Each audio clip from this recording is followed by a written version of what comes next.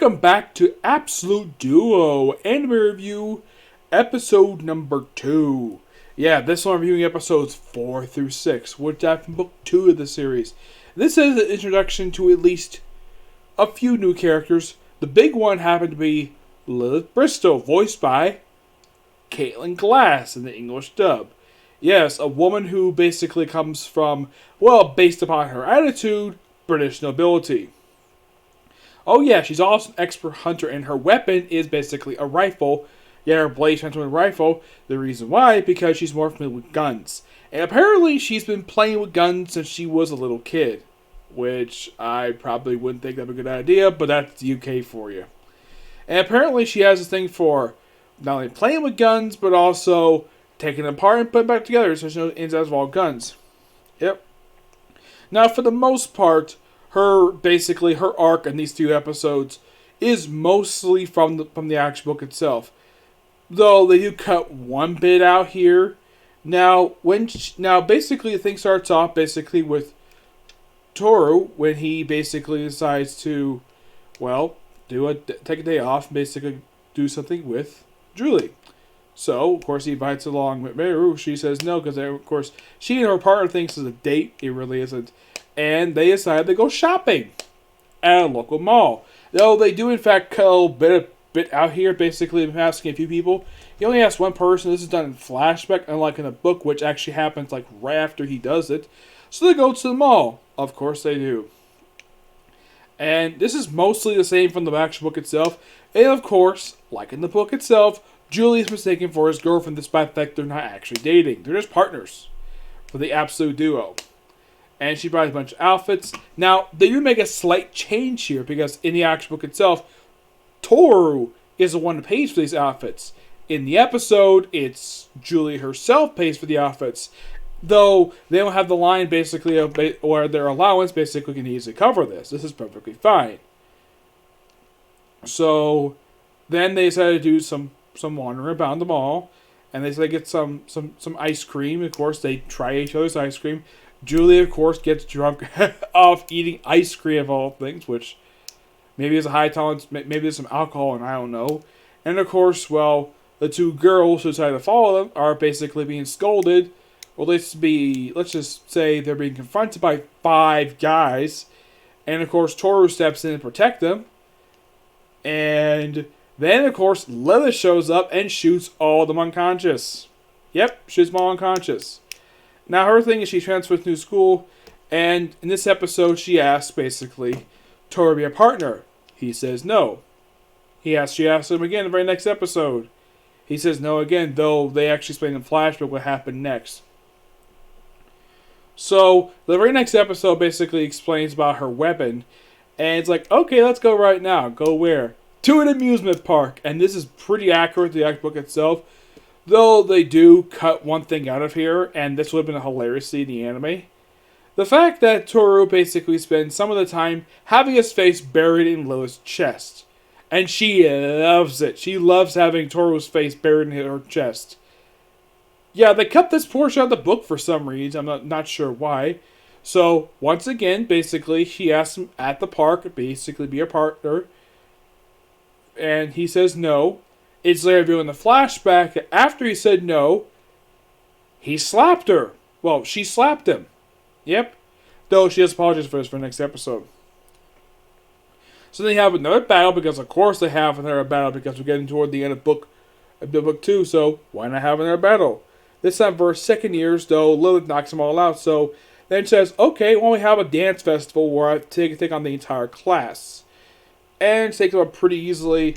Though, basically, the only ones left basically still standing are, in fact, the main characters.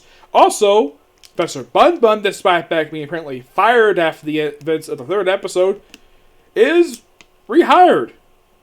Yes, by the chairwoman. Why? Because her skills are needed. Despite the fact she attacked her own students, I would think this be qualification to basically keep her fired. But they rehired her anyways because they need her skills, because they draw as basically their hidden potential.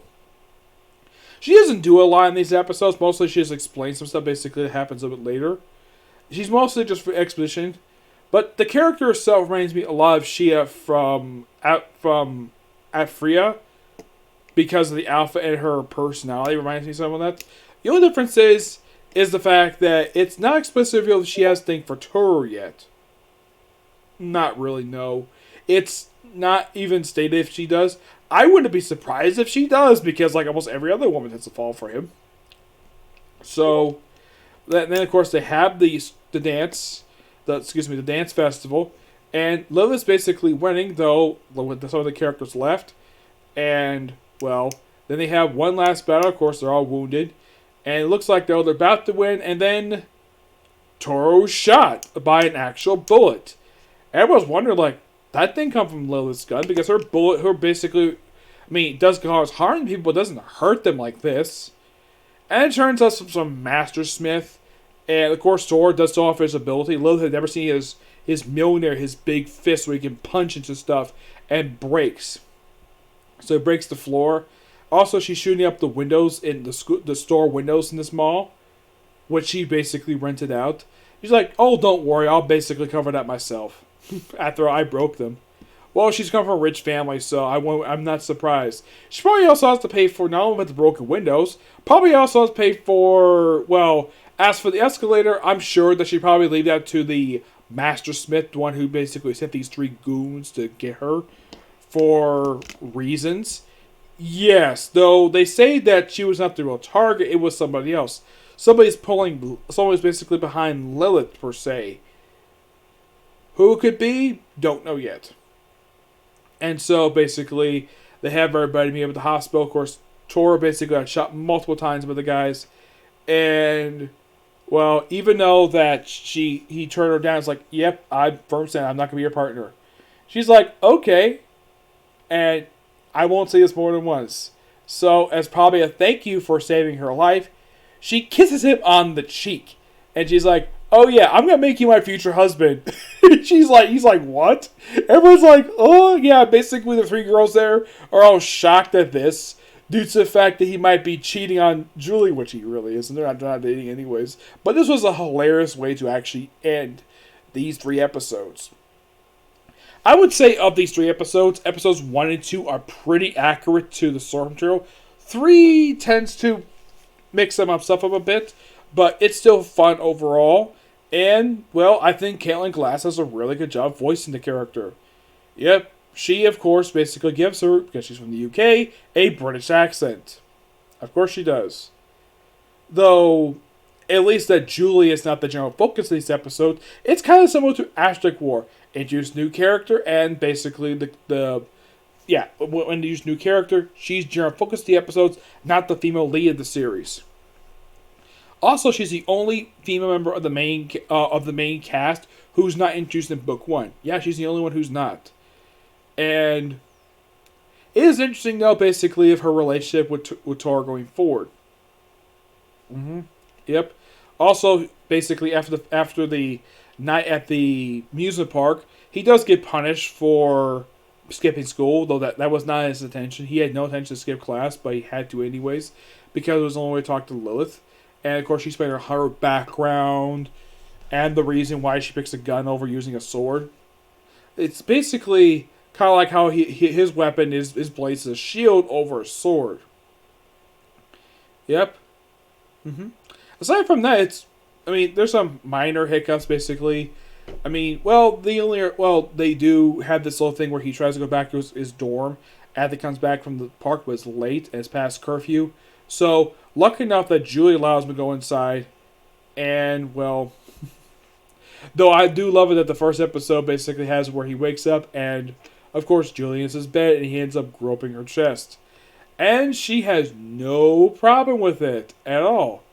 Yeah, she has no problem with Toru groping her, even if it's by complete accident. Yes. But good episodes overall. And I can't wait to discuss the next set of episodes, which for book 3, unlike the first 2 books, which had 3 episodes covering each of their books, this book, in case you're curious though, it's only 303 pages if you ever get a chance to read it online, because, like in the case of Tetsu's New Devil and Asuka's a Rogue Hero, this book series has no English release. Yeah, I had to read a fan translation.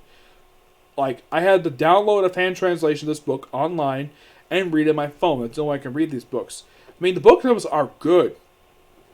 I mean, despite being over 300 pages, it feels like a really much shorter book.